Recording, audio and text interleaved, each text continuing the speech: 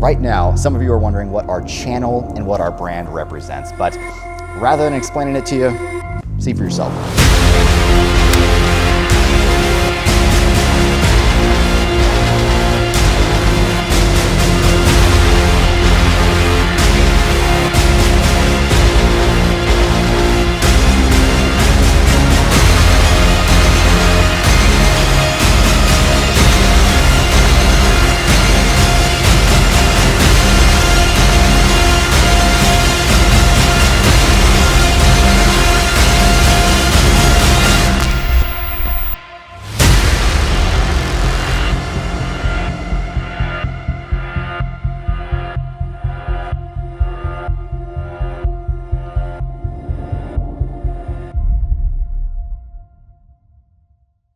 What's going on, guys? Welcome back to the channel. My name is Alex from Iron Infidel, and if you are new here, hopefully that intro brought you up to speed as to what type of content we like to produce on this channel. And if you like that type of thing, hit that subscribe button so you don't miss out on any of our videos. All right, today I want to talk about the number one reason why most people fail to achieve their fitness goals, and that is consistency. Everything in fitness boils down to consistency. And immediately you're thinking when I say that, well, yeah, you got to get up and go to the gym 3 or 4 times a week to see any results. Yes, that is a large portion of it. But you also need consistency in your programming, which I'll explain here a little bit more in a minute, as well as your diet and rest. And if you're not doing all of those things, you are swimming against the current.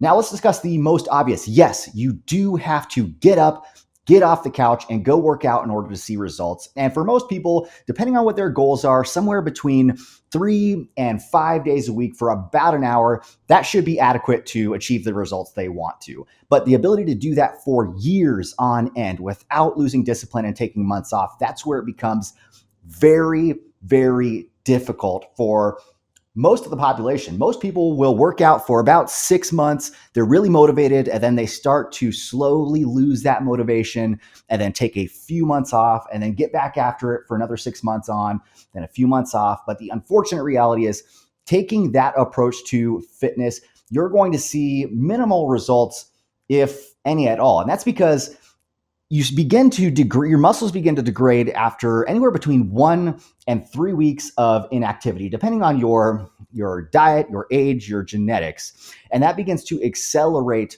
over time. So even on your workout periods where you're working out for 6 months at a time, if your programming is on point, you're achieving progressive overload, your diet is solid, it's locked on, those months of inactivity effectively nullify all of the hard work that you put in. And that is 80% of the population fall into that category. But then there's the 20%. The 20% go to the gym or just work out in general for years on end. And even if they aren't the most motivated all of the time, and much of the time their workouts may lack a whole lot of intensity, just the fact that they are going and stimulating their muscles, that is why they're going to continue to see results.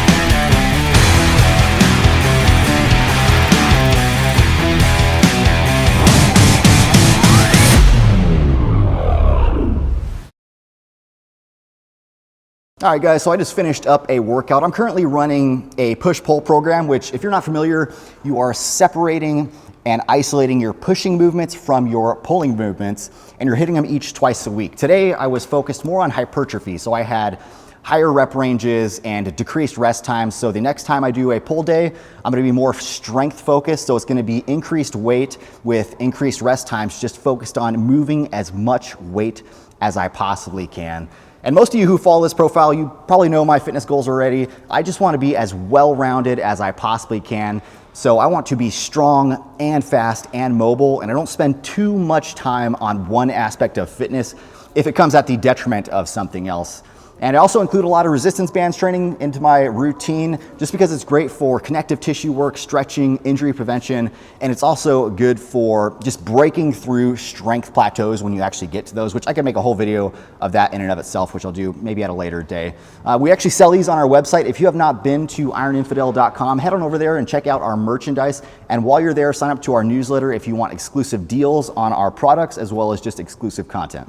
All right, next is consistency in your programming. And we've all heard that you need to confuse your muscles and routinely alter your programming in order to see optimal results. And I agree with that to a degree, but only if you're doing it at the right time in your training program and for the right reasons. And those reasons would be you're seeing diminishing returns on either strength gains or muscular growth, or you've reached some form of plateau, or you've just completely altered your fitness goals altogether. Then yes, absolutely adjust your programming to match what your goals are.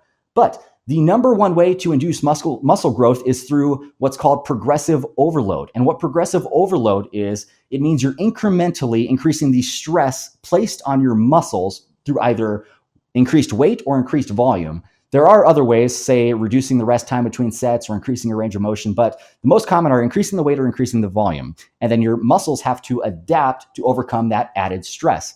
And to break it down even more simple for you, let's say you're doing bench press this week and you hit 225 pounds for 5 reps. The next week, you're going to want to hit 225 pounds for 6 reps, or maybe you do 230 pounds for 5 reps. Either way, you've increased that stress placed on your muscle by increasing the volume or increasing the weight. But if you're not spending enough time on one particular exercise, then you're not going to be able to see that progressive overload on that exercise. So let's say you're working back and one week you hit deadlifts, and then the next week you didn't do deadlifts and you switched to pull-ups, and then next week you didn't do pull-ups or deadlifts, you switched to rows. Well, you're not spending enough time on that one particular exercise to actually see that progressive overload on that exercise. All right, the last is going to be consistency in your diet, and this is where most people struggle probably the most. And it's not just because of the food aspect of it, but also the social implications attached to maintaining a healthy diet. You're not going out to the bar with your buddies on Saturday night to have drinks every week,